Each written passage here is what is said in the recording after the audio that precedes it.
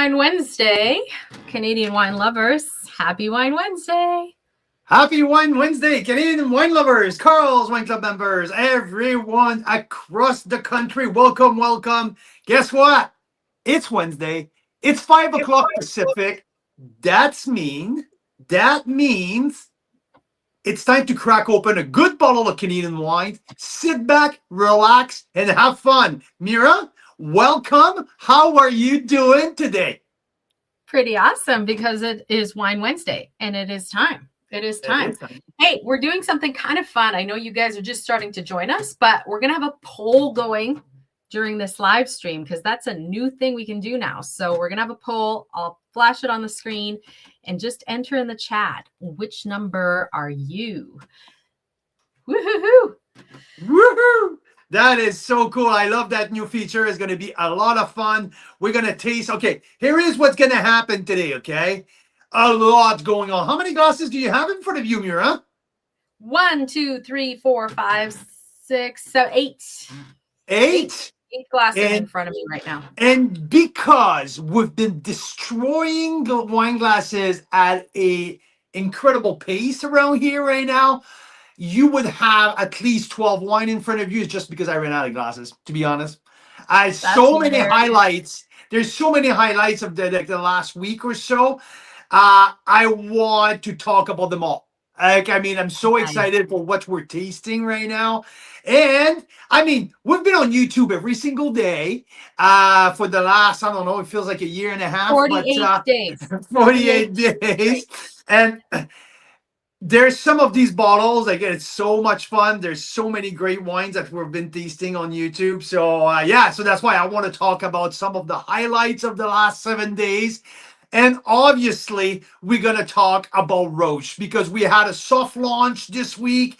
We have announced that our next Tasting Thursday, the Zoom with the winemaker, our next one will be on April the 30th, correct? Did I say that? Wow. It's a Thursday. And some of you guys, we're going to see you on May 1st, right? In Prince Edward County. We're doing a weekend of touring with members, Prince Edward County. So we got people coming from Ottawa, coming from Toronto, coming from Oakville, coming from these areas around Peck. We'll be there May 1st to 3rd. But on the Thursday night, April 30th, we will be somewhere on Zoom with members from coast to coast. With Roche Wines from the Naramata Bench, which will be a ton of fun. They're amazing. Both winemakers. They met in New Zealand, but she's from Bordeaux and was a winemaker there for their family's estate. He's from Mira, she's not only from Bordeaux. Whoa, let's pause for a second here. She's from Bordeaux. She's from Pessac-Léognan.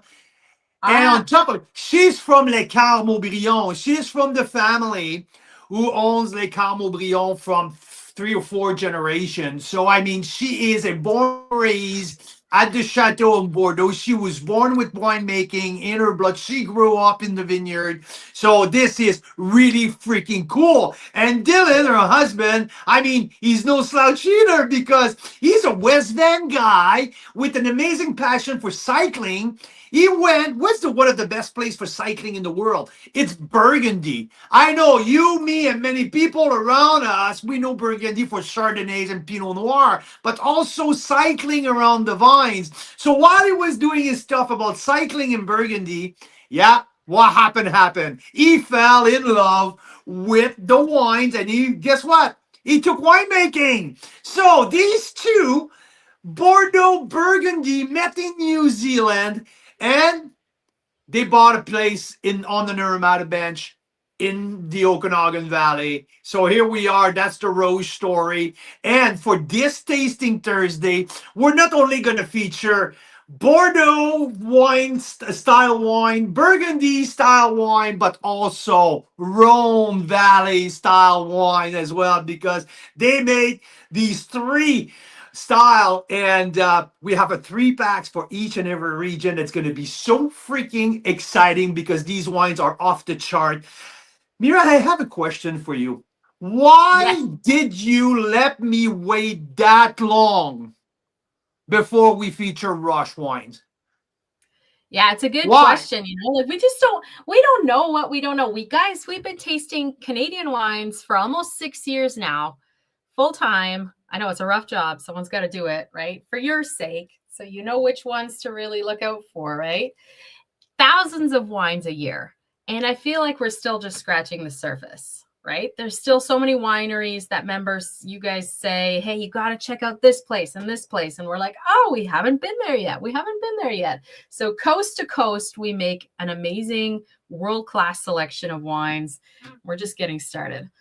I know, and Roche, I mean, like, yeah, of course they were on our radar. Of course we heard about them. They are behind helping Shea Code starting his amazing product, his amazing winery in Okanagan Falls. They were behind like all of the, like Dylan and Penelope helped them not only bottle their first couple of vintage, but also teach Shea how to approach certain thing. They're behind a lot of startup wineries because they're just that freaking awesome. So so here we are now, finally, after hearing their name like every single month here and there, we finally got in touch and we are here. And first and foremost, I am super freaking excited because more I taste their wine, more crazy I go about what they do. But it's also the list or back vintage that they sent us as well.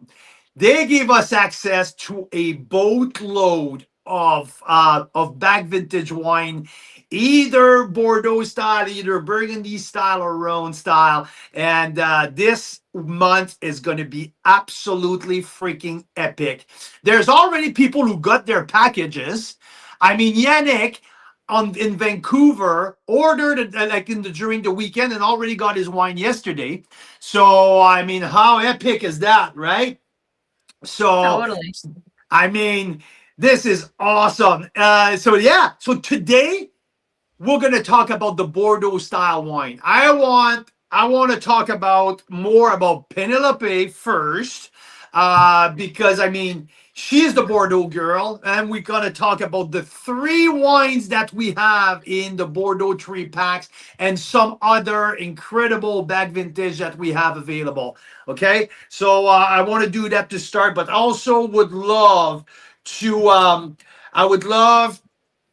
talk about some of the highlight that we've tasted this week. Do you want to start with Roche, or do you want me to start with some of the highlights? You know what? Let's back up a second and talk about some of the latest wines we've had because, yeah, the highlights, because I want to know what's in your guys' glass too. I mean, it's Wine Wednesday. A lot of us look forward to Wine Wednesday because it's the middle of the week and we get to just relax a little bit, have some wine, right? I think you're bang on. I would have done the same. I would have done the same. Yeah, I think you're bang on. Let's talk about some recap and let's talk about the pink. Let's talk about the pink. Why not, right? It's April. I mean, now the new releases are starting to come out, and that means some 2025s are out. And this is really, really cool because, as you all know, we didn't have any 2024, just a few drop here and there, some small little pockets here and there, but 97% all gone, nothing from 24. So we haven't had that new releases from BC in a very long time. So this was one of the very, very anticipated rosé release that we had 2 weeks ago, I guess. Painted Rock are known to release their rosé, to do a big blitz and usually sell out in a couple days, right, Mira? This is a fun thing, that how they do it and how they created that big buzz of rosé, right? Totally. Yeah, I think they mainly send it from like to their wine club, and they have such a small amount of it. So one year I think it sold out in 4 minutes flat. Cheers from Ottawa, you guys. We're so excited to see you in Ottawa and in Prince Edward County in just a few, like less than 2 weeks. It's crazy. Let me check my calendar, because when do we have Roche? It's in not Roche, Painted Rock. It's in May, right? So yes. we managed to get 3 or 4 cases put aside for us, okay, of that rosé, and I was really excited to taste it. This year, it's mostly Syrah. So a fun blend of Syrah, and I think it's Syrah Petit Verdot, if I'm not mistaken. I just have to go back here. Yeah, 74% Syrah, 15% Malbec, and 9% Petit Verdot, and 5% Cap Franc. So that's the press rosé. Nice, beautiful color. So I was ready because I mean, I'm a big fan of Painted Rock Big Reds, right? We have in the box right here their very exclusive Cab Syrah, which is exclusively for members, wine club members. So I got a bottle of that we're gonna crack open in the next, maybe this weekend.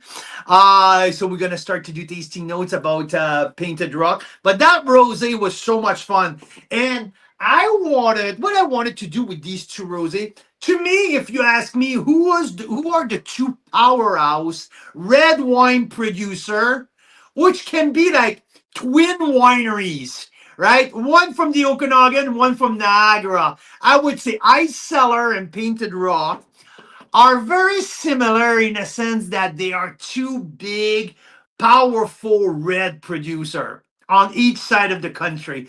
So I got the box of each wine almost at the same time, and I was like, hey, you know what? Let's crack their rosé side by side. It's going to be a lot of fun. So Ice Cellar, it's a Saignée, rosé of Saignée.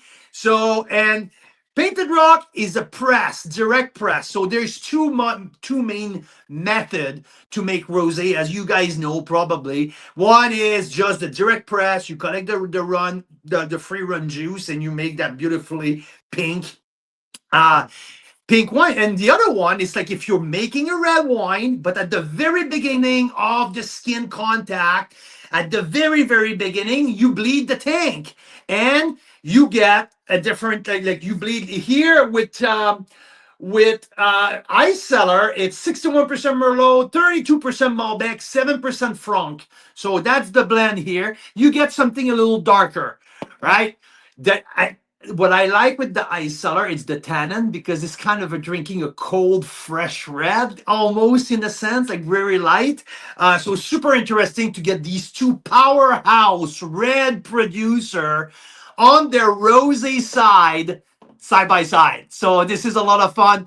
I like both, and the both are very, very different. Ice Cellar, I believe that will be very, very versatile with so many different things.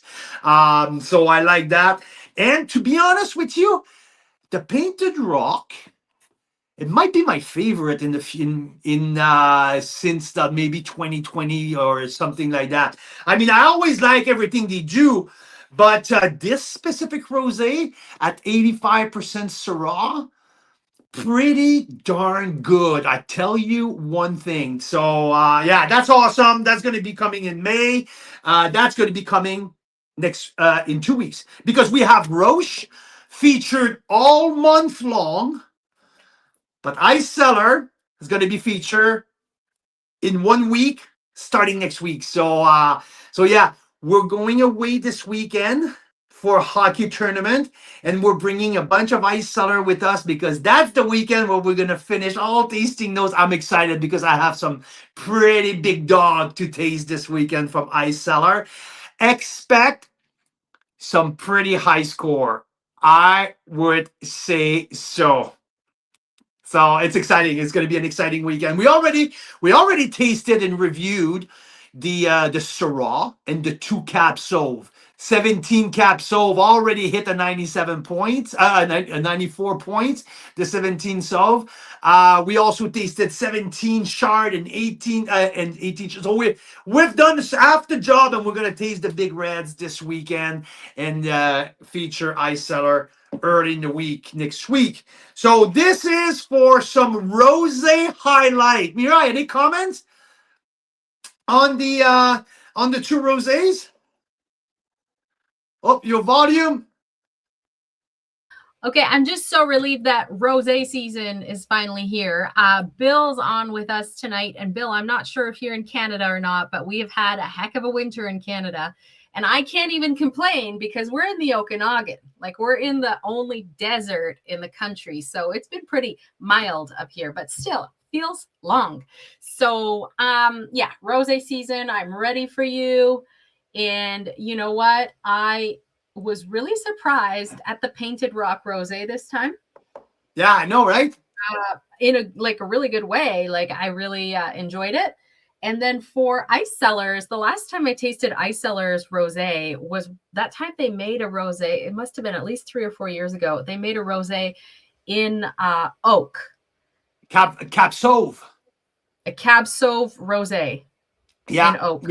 Yeah. It was like a big rosé, right? I know, right? I know. No, we pivoted this year. I decided to not include it. We're just gonna focus on big reds from them and the shards. But I just thought that was fun. I mean, I'm not usually a big fan of Saignée Rosé. Sometimes I think it's kind of too bold, but this is really, really decent. I really enjoyed that. And at $24, I mean, we're hitting the trash mark now in 2026 where $24 wines are fairly rare, especially made by a producer like Ice Cellar. So thanks Tolga and Elif for that fun rosé. I really enjoyed that, and it's going to be on the list next week. I did like 90 plus, 91 points, like something fun and good at great price point. So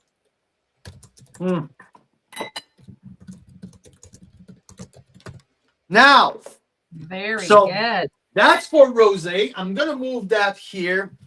I'm gonna put that right behind me here, okay? Because now I want to talk about two whites here that I have. One is one of our family iconic wine that I like to call it.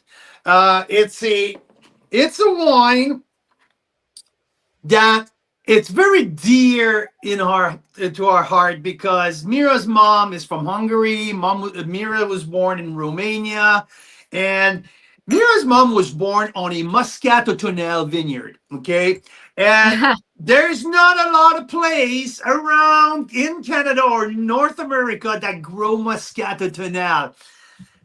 Hillside Estate not only grow Moscato Tonel, but they grow it and make it so very freaking good. It's one of the wines that we fell in love right the first time we tasted Hillside Winery, Mira and I.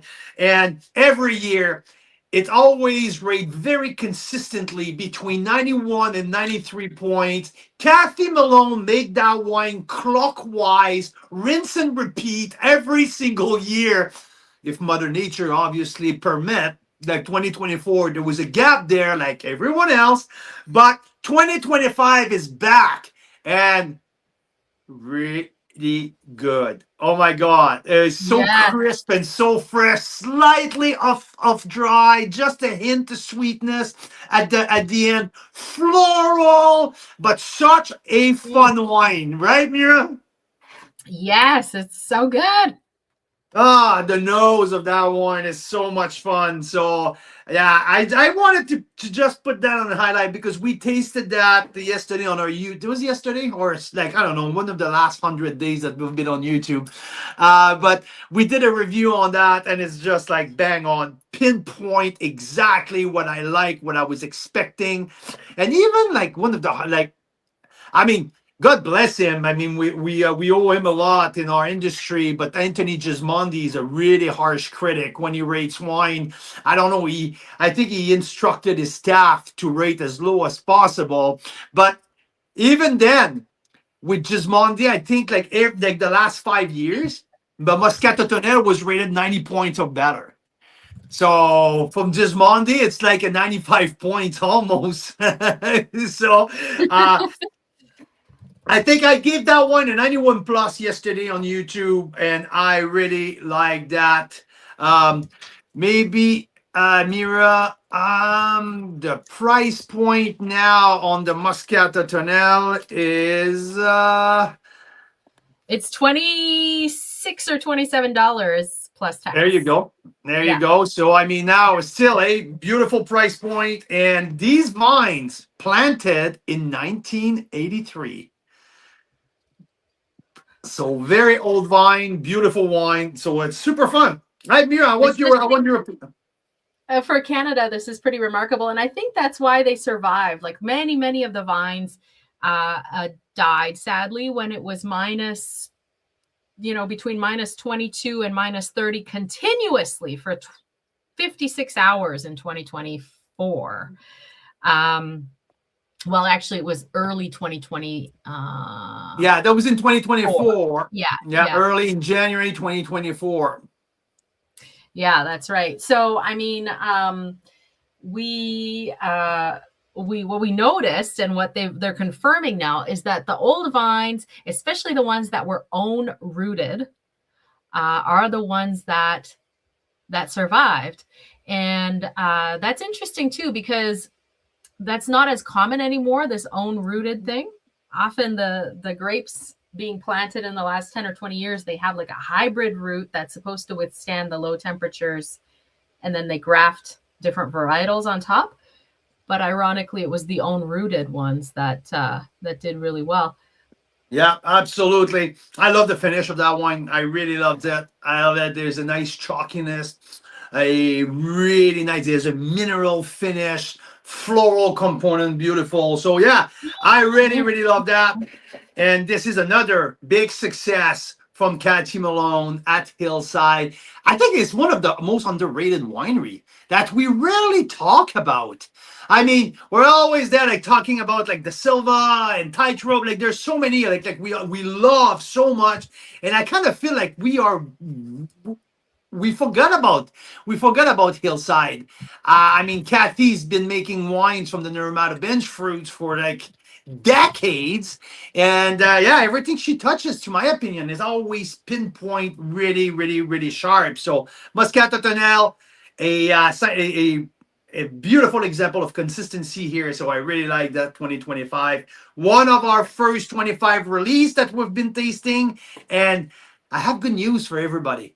I'm hearing across the board that 25 will be an amazing bounce back year for BC, not only because they have grapes, but because of the quality.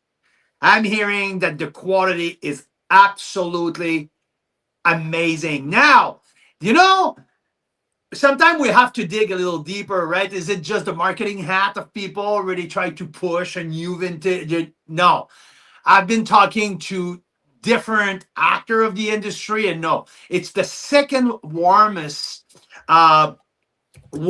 vintage on record for the Okanagan. And during the day, the nights were untypically cold, so the diurnal shift between nights and days makes a big difference for acid. So all in all, I will stay away from all of the technical details, but everyone is dreaming about 2025, and the crop is big. On top of it, the vines recovered very well, the one who survived, and there was a plentiful of grapes in the vines. And here you go, we're starting to get some of the 2025. Also tasted the Nostalgia Sauvignon Blanc, which is pretty good as well, of the 2025. We're going to keep you posted on more and more 2025 whites that we're getting, and the rosés as well. So yeah. Now, before we touch on Roche, on Roche, I have to say, if you've seen the video, it's been posted by the winery and a few members already. This wine here. Okay? This is Bottega Wine Studio, aka Daniel Bonterin, the man behind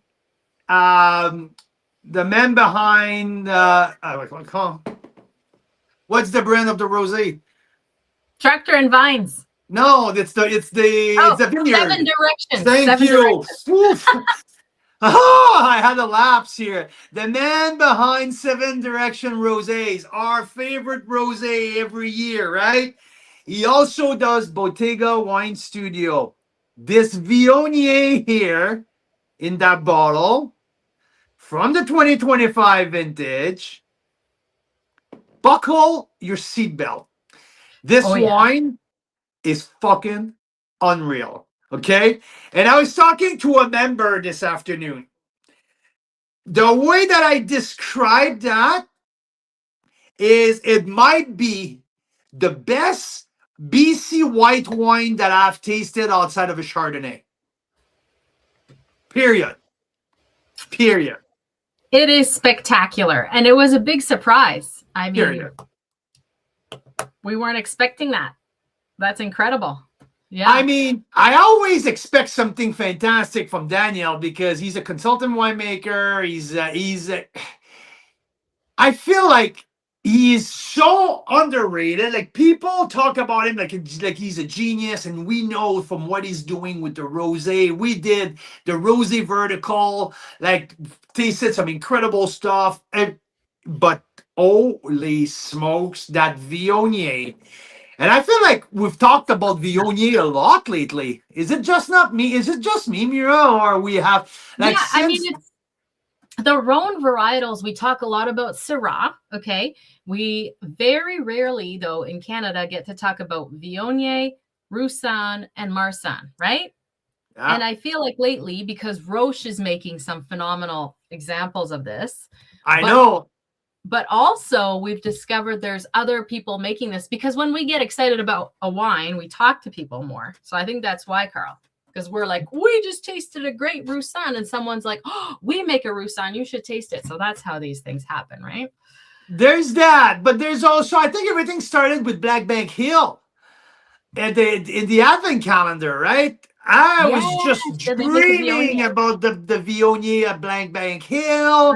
And I mean, like, we tasted Bellaterra early in January. It was like, oh, for $24, this is pretty darn fantastic. After that, I don't know, I tasted another one, and Daniel just showed up at our door and said, Carl, I think you really need to taste that. I'm like, okay. And so he's telling me that story, which I think it's pretty fun. He went down to Kelowna to taste a few of wine director and sommeliers in Kelowna, and apparently one of the Kelowna sommelier told him, if you smell that wine and you get the varietal wrong, you better change job. If you can't say that's a Viognier on the nose, you better do something else with your life. Oh, no, so he's telling me the story, and I'm tasting the wine, and yeah, obviously, and even for you, Mira, right? I brought the glass to you, and you were like, whoa, like everything in that wine. So I have to say, there's some Viognier who are pretty heavy. Some are even oily. This is a Viognier who's extremely powerful in flavor, extremely precise, and the balance between acid and power is just astonishing. You don't have often that level of acidity in a Viognier. A Viognier naturally is a low acid grape. So I have to say it's a 50% Similkameen Viognier and 50% Black Sage Bench. So I think it kind of makes sense. The Similkameen part bring that diurnal shift, bring the more acid backbone, chalkiness, minerality, and the Black Sage Bench in Oliver, extremely hot, extremely warm, bring the fruitiness. So that combination of these two source of fruit, holy smoke. So I gave it 94 points. This is going, I have to tell you, it's only April. This is going to be in our top 10 wine of the year. Absolutely no doubt about that. Incredible wine. So I've been dreaming about it since I tasted it.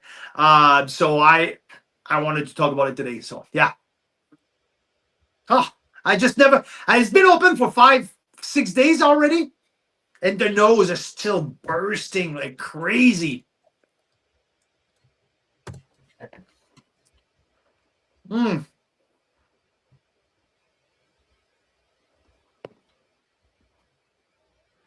Wow.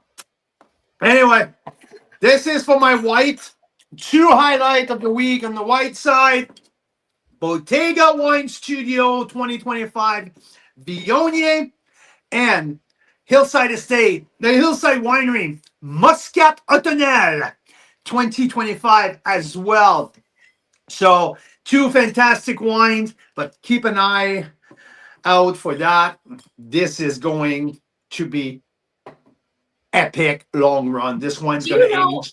Do you know how much he has of that Viognier? Because and I actually see Bottega Wine Studio stop by our Instagram, so hopefully they heard us talking about them. Their ears were burning.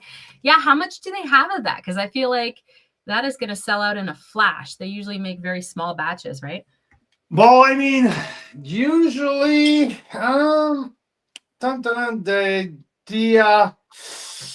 the production is not on the back of the bottle. This is definitely something that I'm gonna ask Daniel. But and we are featuring them coming up, I think, right? Coming up in May, Yeah. and there's some special bottles or coming out of that but feature. I don't think we're allowed to say exactly what yet, but there's some special things coming from Bottega Wine Studio that I think many of you guys that know what they're doing, that have tasted Bottega Wine Studio before, will be very excited about. But yeah, they're in the Instagram chat. So let's ask, how many, hey, Christine and Daniel, if you're there, how many cases of that Viognier did you make? Because it is probably going to definitely be in your top 10 wines of the year, right? Oh, yeah, absolutely. And like I said, this is the best white wine out of British Columbia that I've tasted. Maybe ever outside of a Chardonnay. There's maybe a few Chardonnay here and there that I would say is at the same level. Other than that, there's not a white wine from BC that I've tasted at that level. Plain and simple. Mind blown. That's amazing. No, I'm not shitting you. This is incredible. And this is paired with the Cap Franc that we tasted, both of us, at the Cap Franc Marathon, and that we tasted in barrel. Remember that one barrel who make me shit my pants? Oh my God. No. Okay. I got your expressions today, Carl, are extra special. No, but that Cap Franc was all of us one of our top bottling of our Cap Franc Marathon, right? And that wine was not even ready to be open. It was just bottled. I think like it's right. Like that one barrel on of the new French oak, right? That's right. One barrel of the French, yeah. So anyway, I'm gonna have more information. Daryl's got his vote in, 6 of the Viogniers and 0 Cap Francs.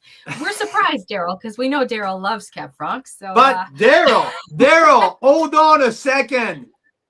There is a Bottega Merlot coming out too. Oh yeah, that one is more up your alley. Yeah, there's a Bottega Merlot and a Bottega Pinot Noir. And when we reveal the source, when we reveal the source of the grape of the Pinot Noir, I might not be the only one to shit my pants.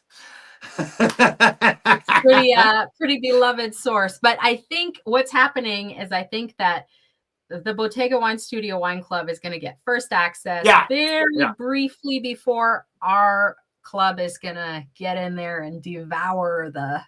And by the way, Daniel is not usually the guy who likes to be up front in the camera and all that.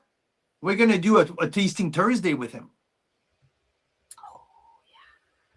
So we're going to talk about that special rosé bottling, right? You know, that one that we're not supposed to talk too much about.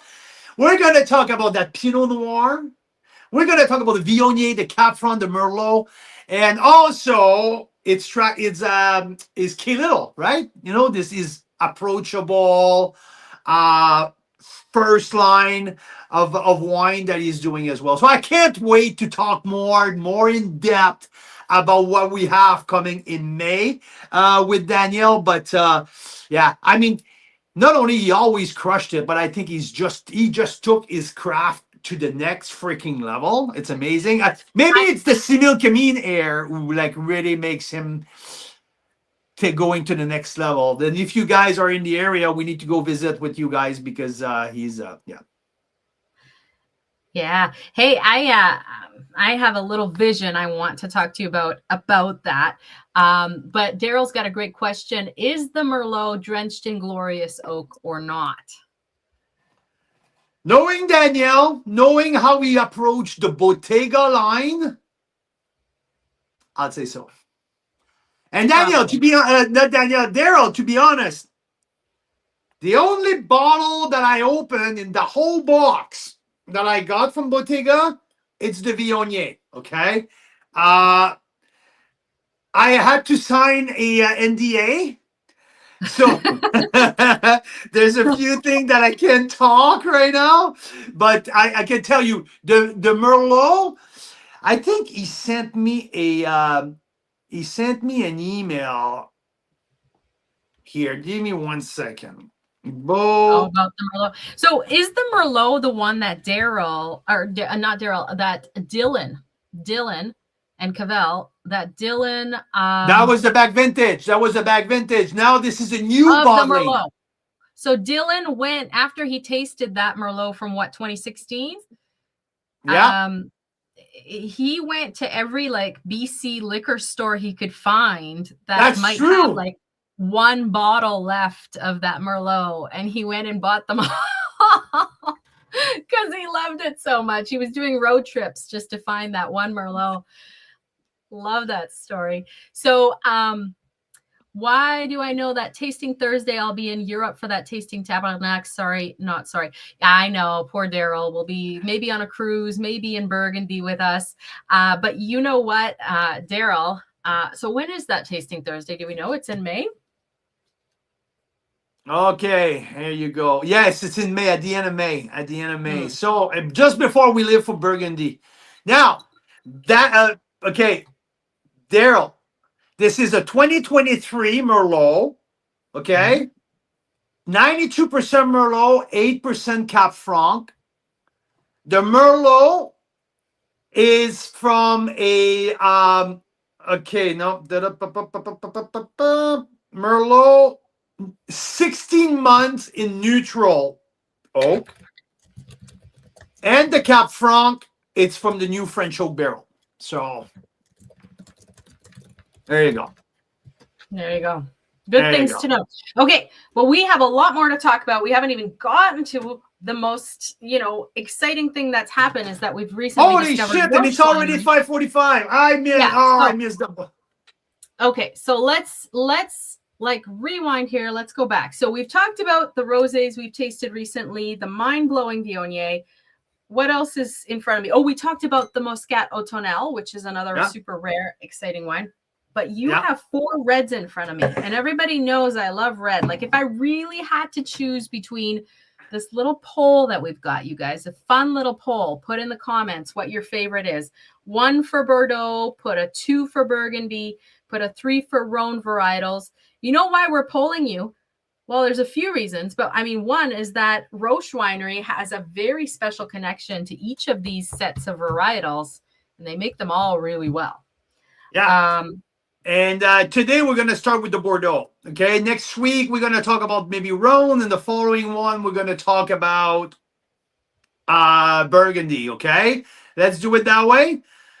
Yeah, absolutely. But if I had to pick, if you like put a gun to my head and said, pick one of these, Mira, pick one of these regions. Oh, I know which one you pick. See, I was thinking Rhone because of the Syrah, because I love Syrah, but I just love my big red blends. That's So true. I think it would probably That's have to be true. Bordeaux. Maybe I underestimate that aspect of you. That's true.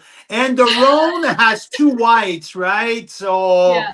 it's got that mind-boggling Marsanne single vineyard, but yeah. Okay, so the day that we're doing the tasting Thursday with Daniel and Bottega, poor Daryl is going to have to miss it because he's going to be at Stonehenge. Oh, there you go. Sorry about that. That's tough. That's tough. Yeah. Love it.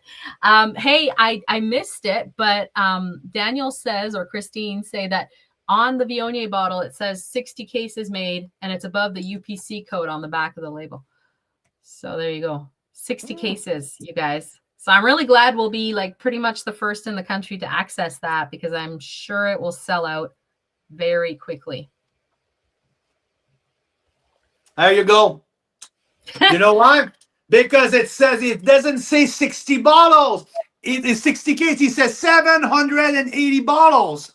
Oh.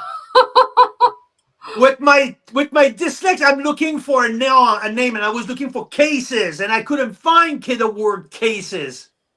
There you go. So little that it's counted by bottles, not by cases. There you go. Yeah, and I think if we do the math here, 780 bottles divided by 12, 65 cases. Yeah, you know, I mean, we're talking the same numbers here. Absolutely. Crazy.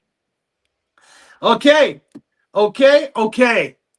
Let's talk about the Bordeaux blend, the 3 Bordeaux style wine that we have in that 3 packs for the tasting Thursday that we have at the end of the month with Penelope and Dylan Roche.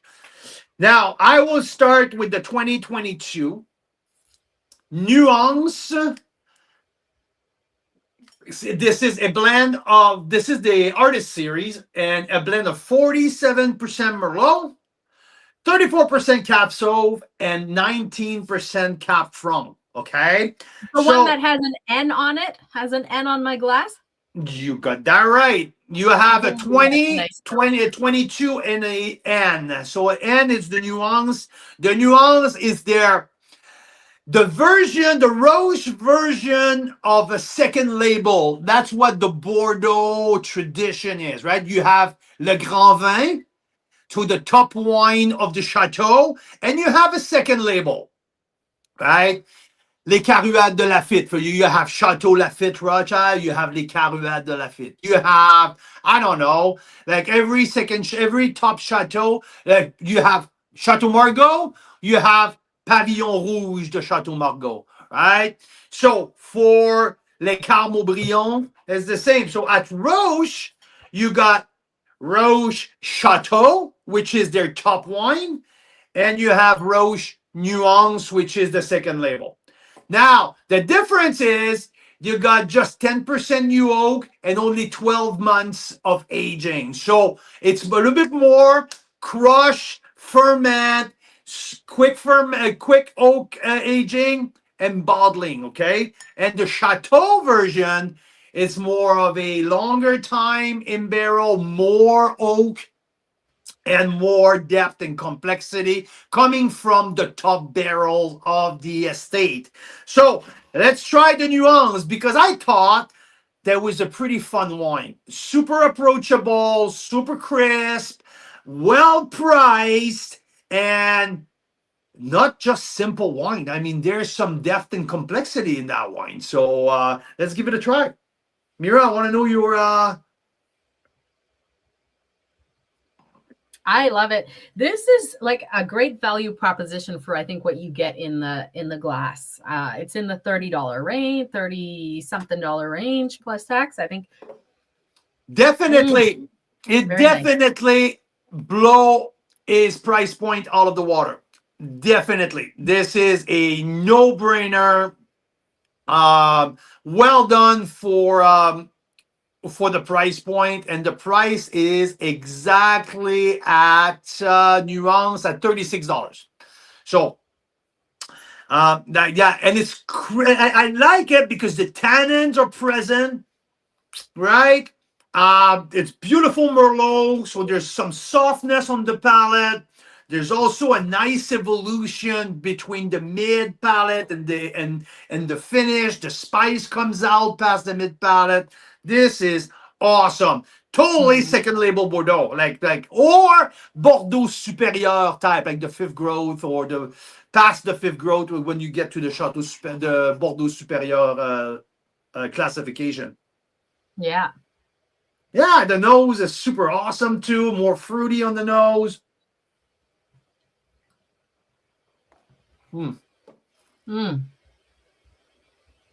Very tasty. Very tasty. So I have to say, like, that's also the 1-3 pack was only red. Right? The 3 wines are red wines. So if you're looking to join us and you're a big red wine person, you can get the Bordeaux 3 pack. It's going to be pretty awesome. So now we have also Le Grand Vin, right? Le Grand Vin, which is the top wine of Roche, the 2020 vintage and the 2022 vintage. So we're offering both.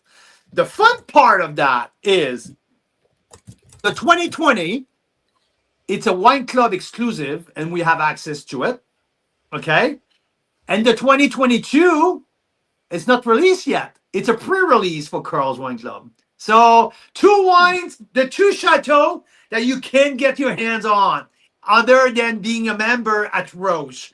Also, love it. Also, this. Oh. I think it gave 2 cases available. It is if you look at it here, can you see the vintage? 2017. Oh my gosh. 2017. There's something special about the 2017 Roche Chateau. It was named the best wine in BC. So seriously? Yeah. By That's who? the one That's that amazing. Taste of the BC Wine Award, or I don't know what it was back then. I think it was in 2021 or 2020. This wine was voted the best wine of the show. Wow. So the top wine. So anyway, very cool. This is, and I'm gonna taste that during the. I'm keeping this one. We're gonna taste it together during the live with Dylan and Penelope. I want Penelope to tell me why this wine is so special. And for what I get here, it's a little different in terms of blend. So it's dominant Cab Sauv, while these 20 and 22 are Merlot dominant. So nice.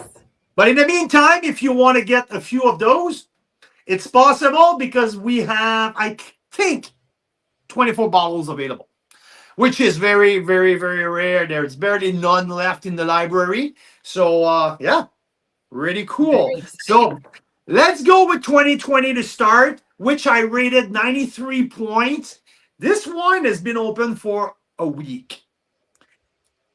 And that's our little experiment. If you guys didn't know, every day that it's open, it's like a couple years of aging, right? With the oxidation. And look what's left for the bottle, okay? And it's still rocking. Wow. There's from 2020, it's a blend of 54% Merlot, 23% Cab Sauv, and 23% Cab Franc. So Merlot, almost half and half Merlot Cab, split the cabs between the Franc and the Sauv, and you got this. I think the winemaking here, it's 14 months in barrel, 30% new oak. Obviously, French oak. I mean, she's French. She's from Bordeaux, so she's definitely not using anything else than French oak. And this wine, from the moment that I popped it, I was like, holy fuck, this is awesome. Texture-wise, like this wine has just entered its prime window of drinkability. It's just opening the door. It's right there. I mean, right at the beginning of the prime window of drinkability. Usually, a wine like that, I would say this is a good 3 to 4 years of prime window. easy. Because this is made Bordeaux style, this will shine for a while.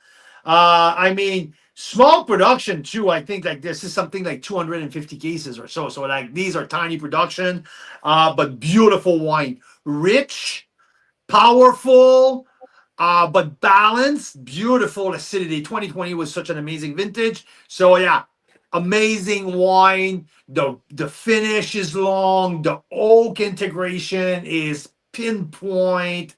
This is enough, and I can smell it from here. And it's been open for a week. It's been open for a week. Wow. So good, hey? It's so enjoyable. Sometimes Bordeaux wines are so tight, and I mean, I feel like I need to wait. We need to wait for a lifetime to have the wine approachable. This is beautifully approachable right now. So when we go with the 22, it's still a baby. The 22 is bigger. The 22 is more powerful.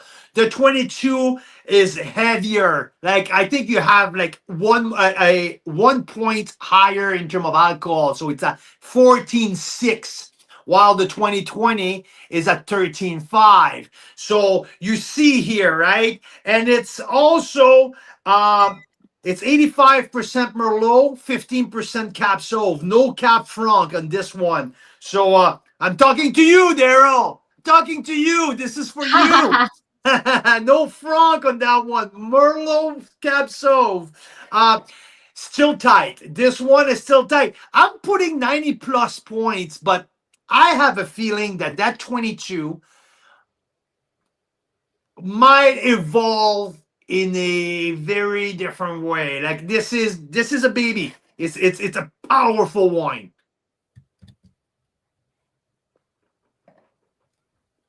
Yeah. I find more concentration in the 22. More the edges are more defined. Obviously, yeah, this wine feels like younger, obviously, but younger than the 2 years gap that what we have between 20 and 22. That might take a little longer for 22 to evolve at the same level of 20. But down the road, that might be the sleeper of the two. So yeah, fantastic option. I mean, these wines are $60. So it's not a cheap wine by any mean. But when you look at Meritage, when you look at the top wine from a winery, $60, it's not outrageous. I mean, it's very well priced for the quality. Not only the quality, but the background of the winemaker to get these quality of wine at that price, I think it's pretty phenomenal.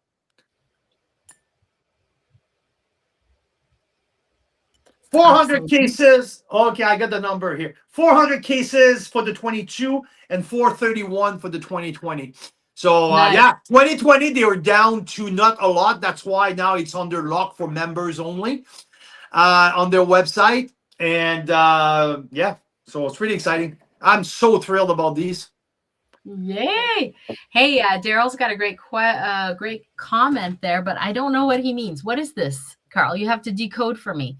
Yeah. Details. Limousin, Vosges, Nevers, Bertrange, Allier, and Trancé. These are like regions, like French oak growing areas. Like, what is that? Huh? Yeah. These are oak forests. Producers? Oak forest. Forests. Ah, so Daryl's, because he likes oak, probably has done his research. Because Vosges is a forest. Bertrange. But these are that might be the Bordeaux barrel that you use. I don't know. Yeah, you'll have to tell me, Daryl. I don't even know. Yeah, I think he's wondering which type of barrels we're using. So Yannick I don't Yannick votes French oak 3 for style. Rhone. Yeah. Just so you know. So Yannick, me too for Syrah. But overall, I have to go with Bordeaux because I love my big reds. Oh my. So yeah, you guys can drop a number in the comments. I think for it to count in the official poll that's on here, you just drop like a 1 for Bordeaux, a 2 for Burgundy, or a 3 for Rhone. I don't think it understands if it's like part of a comment, but if you just drop the number in the comments, you'll instantly be added to the poll. French oak types is what they are. Yeah. Okay, I guess we're gonna learn when we go see the tonnelier in Burgundy, because we're meeting like a master tonnelier who's making these oak barrels out in Burgundy. So we'll learn all about that. But Daryl's got a head start. He knows all about these things. Yeah. Yeah. These two are fantastic. So yeah. So that's the Bordeaux. So what I have, it's 93 points for the 20, 92 plus for the 22, which I suspect that might go up down the road as the wine evolve over the years. I wouldn't be surprised to see that score going up to 93 plus. I think there's a lot more to come on that wine. And yeah, this wine suggesting to probably have it sit for a couple more years, but so much fun. So this is the 3-pack of Bordeaux wine that we have here, and I want to show you guys. So this is the nuance in the middle. We have 2020 and 2022 as well. So 2020, which is a wine club member exclusive, and 2022 a pre-release. So super exciting. Yeah. Oh, well, that's great. It is. What is your preference, Mira? Where do you sit with these 3 Bordeaux? I love all. I mean, I love the value and nuance so that you can just open it up on any night of the week and really elevate your meal. Definitely good with the barbecue. I have a feeling that in Bordeaux, they like their steaks. And you know what I get in my mind? We were in Paris, Carl and I, and we stumbled upon this fondue restaurant. It looked like a hole in the wall, but it was like prime dinner time in Paris, which means that if you don't have a reservation, and we didn't, it was our first night in Paris, so we weren't sure what time we'd get there and all this, so we didn't make a reservation. We're wandering around and we walk into this hole in the wall looking fondue place. And oh my gosh, the meat was so fresh, and it was these beautiful chunks of steaks, and it was spectacular. And I imagine that Bordeaux people like that kind of thing. Yeah, also the Bordelaise, right? Like the steak with that Bordelaise sauce, and yes, it had different sauces. Yes, absolutely. I think Chateaubriand with Bordeaux also. But if I'm having a Chateaubriand or like a perfectly fresh, gorgeous beef fondue with like chunks of beef, then I would probably go with, well, one of the 2 chateaus. And I think 22 in BC and 20. Do we have a 20 and a 22 here? You got that right. Both spectacular vintages for reds in BC, weren't they? Oh, yeah. Oh, if you made me pick a favorite, I'd say 20. Only because I like my wine with more age. Yeah. And 20 is more ready to drink. That's why like right now, 20, it's much more enjoyable. But I'm just digging deep into the structure of the wine. And I'm like, there's a lot more coming in the 22. Obviously, it's tight right now, but I think that there's a lot more coming. Makes sense. And Daryl, that's fascinating. I mean, we learned a little bit about that idea when we were at Stratus and we were looking at their amphoras. Same idea. They have very specific ways that they bake the clay so that it allows different types of ingress of air and ages very differently. And it's the same with the oak barrels, isn't it? Yep, it sure is. It sure is. That's the tree, right? How the tree has that like different from different places, from different provenance, like the tight grain, like when you look at the American oak, the grains are much softer. Like the grains are much looser. It's not as tight as the French one. Yeah, that's why American oak has a very distinct characteristics. It's almost like a little bit sweet, isn't it? Like exactly very different when it's American oak, isn't it? Yeah. And French oak, like everything the French do, can be very specific.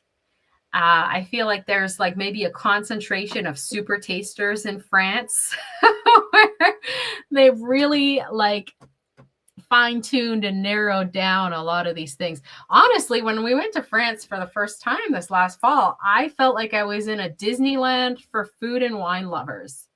Like that's what it was like. It was literally like, this is where all the foodies come to hang out, isn't it? Around the world. Yes, so much fun. So yes, hang out with us on April 30th if you're into that kind of thing. If you love wine, if you love food, Penelope and Dylan Roche, winemakers and owners of Roche Wines on the Naramata Bench, phenomenal wines, phenomenal winery. So I just can't wait, because when you sit down on a tasting with the winemaker on Zoom, it's really like truly very special. You get to learn the backstories. You get to learn in depth about these wines in a way that you just can't just by reading like Google or something or ChatGPT. There's no way. So it's going to be really fun. And before we go, yes, like that tasting, that Zoom tasting, I can't wait, because there's so much. We're going to get so much information. Like these 3 Bordeaux style wine, that's where Penelope's from. This is like, that's the cream of the crop, right? Chateau Aubryon, which is one of the very most famous estate in the world. The Carme Aubryon was part of Chateau Aubryon less than 100 years ago. Wow. That split off. The Carme Aubryon got a little parcel. I think it's 14 acres that they kept. And her grandfather was the first one. And after that, her dad, and she took over her dad. She grew up at the chateau. Google Les Carme Aubryon, look at the chateau there, and she grew up on the second level. She was showing me where her room was. That's so wild. And you know what? I think that I'm just so excited to get to know them more. With that, though, what I wanted to say is, for someone like me, Carl, that doesn't know a whole lot about wine, like I literally, you guys, I can't say that as much because I've been tasting wine next to Carl for 5 years, almost 6 years now. But literally 6 years ago, I didn't know anything about wine. And I still only know, like, what is it that I like? And, that's about it. So what is Haut-Brion? Like, for those of us like me that might not know exactly. Like, I get that it sounds iconic. Everyone that I've heard when they mention that's just like there's not necessarily. Like, but there's no. It's just the location. Like the Haut-Brion itself doesn't mean anything. Right? It's just a family. Like, that's the name of the chateau. It doesn't mean probably anything special. Maybe we can go. I don't know the background, but yeah, because it's one of the first premier grand cru classé. So in the premier grand cru classé, that's what makes it special. You got Haut-Brion, you got Latour, you got Margaux, you have Lafite Rothschild, you have Mouton Rothschild, you have Chateau d'Yquem, and which one is the other? Cheval Blanc, Petrus. Yeah, that's pretty much all of the Premier Grand Cru Classé. And Chateau Aubryon is part of that. So that's what makes it so fucking special. I mean, very cool. yeah, that's the level of Lafite and Rothschild and Petrus and Cheval Blanc, Latour, Margaux. So, and Aubryon is part of that very. Oh, Daryl say, is this first growth? Like, oh, yeah, but I mean, see? So, what you're having here, it's from the family where, like, I mean, this is all connected. So, that's what's so freaking special. Very cool. Very cool. Yeah. Well, I can't wait. And it's all like all this talk is making me want to go back to France like badly. And I'm really glad we're going soon because it's just, it's so spectacular. And before we go, we want to say that you don't miss that tasting with Penelope and Dylan. Don't miss these wines. These chateaux are just too freaking cool. But on YouTube today, I give a little tutorial on how to open a bottle of wine with a wax stop. Okay, so that was the whole purpose. The whole purpose of the video was to give the tutorial of how to open it. Don't forget that there's wine in there. So now we're tasting. I want to say that what was in the bottle, it's Rust Syrah. This one is the Okanagan Valley, not the Golden Mile, but the other one. This is from the Black Sage Bench, the Ferrera Vineyard, from the 2019 vintage. So Rust 2019, OK Valley. I mean, tasting a Syrah from Rust, it's always fun. I mean, all of the 2020s that we had back in the day were off the chart.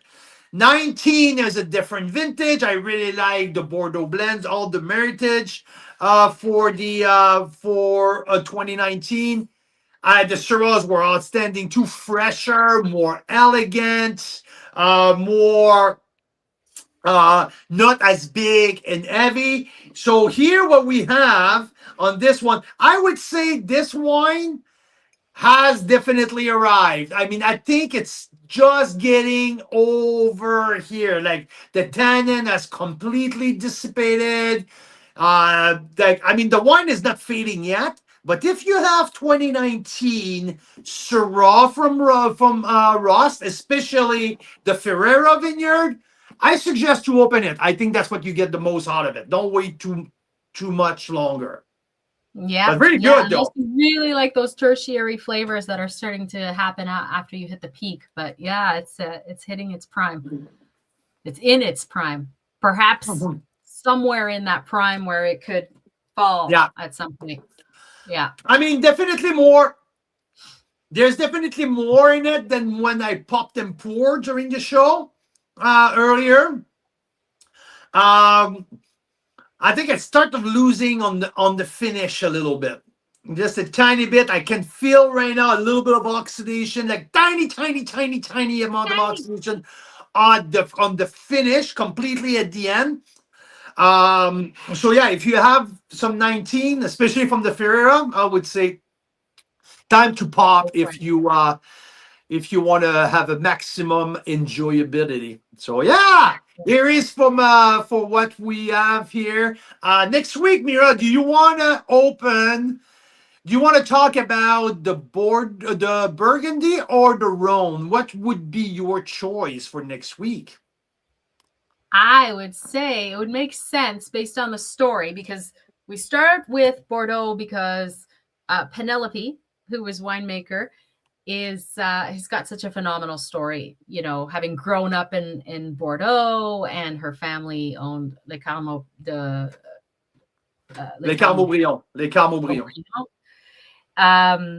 But you know, her husband Dylan, co-owner and co-founder Dylan Roche, learned winemaking, fell in love with wine in Burgundy. And it's funny because we were talking about our upcoming trip to Burgundy with the club members, and he knows like several of the people that we are going to be interacting with in Burgundy, which is really cool. He spent 5+ years there, and that's where he learned how to make wine and fell in love with wine. So I would say Burgundy is the great next place to go. Perfect. But also Rhone, because that is one of your highest rated wines so far out of these wines that we've tasted. Yeah, the Syrah with the similkameen fruits was absolutely wow, and the Roussan.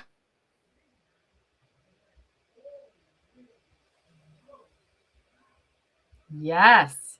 Now I don't know what happened with Carl there. The screen, you can come out here, Carl. But anyway, we're about to wrap up, and I appreciate each of you stopping by for Wine Wednesday. We had a fun little poll this time about your favorite wine region. You just put a number in the chat and you can vote. I think that's pretty fun. We'll be able to vote some more coming up. Here comes Carl. I got to crash out. Crash out. Anyways, it was great to see you guys. Thank you so much. Hit subscribe if you're on YouTube and you're not subscribed yet, because we are like just a couple people away, a few people away from 500 subscribers. And our goal is to hit 1,000 as quickly as possible, because once you hit 1,000 on YouTube, YouTube starts to take you seriously, which means that we can spend more time chatting with wine lovers about Canadian wine on YouTube, which is great. So if you love wine, hit that subscribe button. Help us get to 1,000 followers, subscribers on YouTube. And you know what, guys? Hopefully we will see you on April 30th. You do not have to have wine in your glass to join us to meet Penelope and Dylan Roche at Roche Wines. But it is a lot more fun if you do have some Roche wines in your glass. And you can ask your questions, and you can test the wines that night and reorder more. After so it's the a good show, way to order just even a few bottles, have them in your glass, have some friends over that like wine. Have some fun, and meet the winemakers, learn all about the wines. And then you might say, you know what, we're going to maybe order some more because now we've learned about this one, and we want more of this one. So that's kind of how it works. But even if you don't have wine in your glass, you are welcome to join us and just learn and just get to know this amazing winery. So cheers, guys. We will see you real soon. Canadian wine lovers, Carl's Wine Club members, we'll see you next week.